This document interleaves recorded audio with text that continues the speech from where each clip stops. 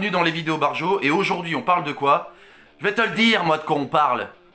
On parle de Tais-toi, qui est sorti en 2003 et qui a été réalisé par Francis Weber. Tais-toi, c'est l'histoire de Quentin de Montargis.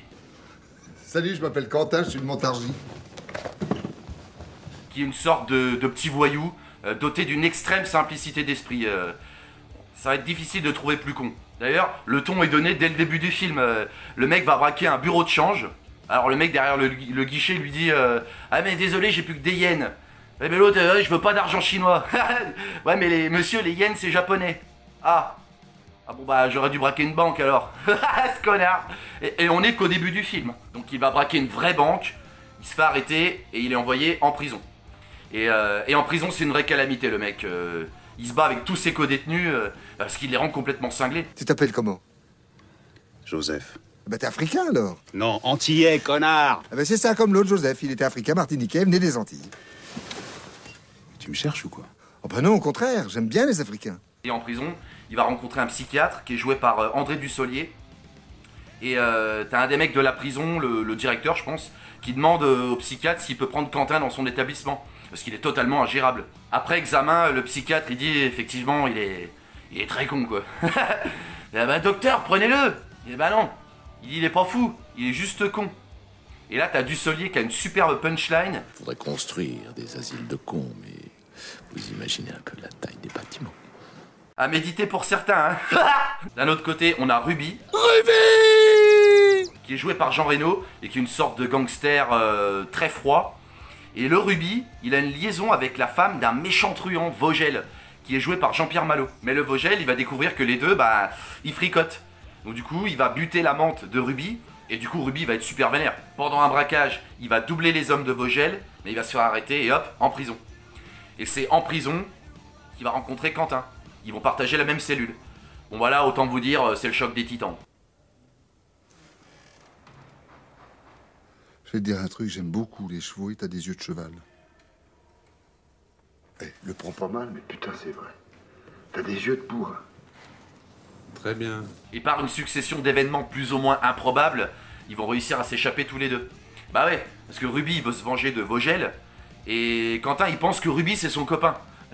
Donc du coup il va l'accompagner pendant sa cavale. Mais ça va être un véritable désastre, parce que le mec c'est un putain de boulet quoi. Bon, j'en dis pas plus, parce que peut-être que parmi vous il y en a qui l'ont pas vu. Mais pour le coup c'est vraiment un film qui comporte son lot de scènes et de répliques cultes quoi. Et ça vaut son pesant de pastèque. Hein. Clairement, Tais-toi, c'est un de mes films préférés et je pense, enfin c'est mon avis, que c'est une des dernières très bonnes comédies françaises où il se passe tout le temps un truc. Alors vous allez me dire, ouais mais Val, t'abuses, depuis il y a eu Bienvenue chez les Ch'tis, qu'est-ce qu'on a fait au bon Dieu? Bon, je dis pas que ce sont de mauvais films. Je dis juste que ça fait des années qu'on n'a pas eu une très bonne comédie française avec des répliques qui sont restées ancrées pendant des années dans la culture populaire. Carla, bon c'est qui Carla? Tais-toi, c'est un film de Francis Weber. Et Francis Weber, c'est le mec qui a réalisé des films comme Les Compères, Les Fugitifs, La Chèvre, Le Dîner de Con, excusez du peu. Hein. Donc on est quand même plutôt sur de très bons films. De très bons films où il y a voilà, une certaine finesse de jeu, une certaine finesse d'écriture, des gags percutants. Et à mon sens, Tais-toi a le mérite de pouvoir s'apparenter à ces films-là. Et Weber a toujours eu le talent ou le don de mettre en scène des duos totalement improbables. En général, on a un gros dur costaud et un boulet qui fait gaffe sur gaffe, quoi. Et en général, ça au cinéma, c'est le duo gagnant. Là, en l'occurrence, on a Jean Reno et Gérard Depardieu. Et Depardieu, c'est intéressant de le voir dans ce genre de rôle, parce qu'avant, c'était plutôt lui, la grosse brute. Mais là, dans Tais-toi, il cumule les deux rôles. Hein. C'est un putain de crétin, mais c'est aussi un gros bourrin, quoi. Et qu'est-ce qui se passe quand elle se fâche? Bah tu prends une baffe et tu te retrouves sur le cul. Bah, j'aimerais voir ça. Hein. Vu? Bah je l'avais prévenu. Oh, merde alors. Sois pas grossier. Pour Tais-toi, on a aussi un super casting. Donc Reno, Depardieu, on a Richard Berry qui va jouer un flic à la poursuite du duo Ruby-Quentin. On a le regretté Tiki Olgado qui joue un grutier alcoolique.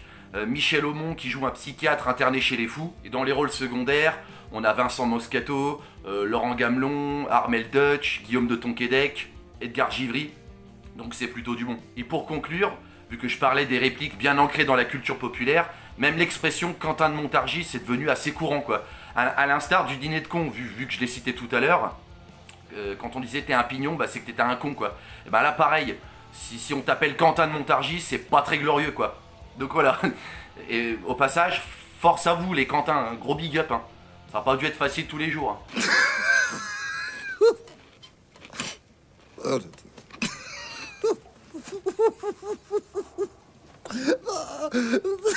C'est tout pour aujourd'hui, merci d'avoir suivi la vidéo. Donc comme d'hab, likez, partagez, abonnez-vous, mangez du côté droit.